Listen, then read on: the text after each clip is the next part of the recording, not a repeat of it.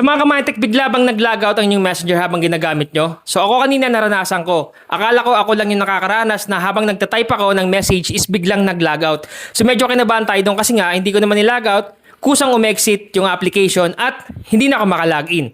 Ngayon ang ginawa ko, trinay ko siya i-login mga ilang beses siguro pero ayaw, unable to login. At ang ginawa ko, pinabayaan ko lang siya mga 20 minutes siguro or 19 mga ganon. Trinay ko ulit at yun, lumabas na yung mukha ko doon. Kasi lang baka nag-update lang sila kaya ganun. Kaya sa mga makakakita ng video na to, huwag kayong kabahan kasi magiging okay din ang inyong Messenger or Facebook. So ang gawin nyo lang mga kamantek is huwag muna kayo mag-login. Hayaan nyo muna palipasan yung mga 30 minutes or mga 1 hour ganun bago kayo mag-login. Huwag nyo paulit-ulitin na mag-login kasi baka magka-problema.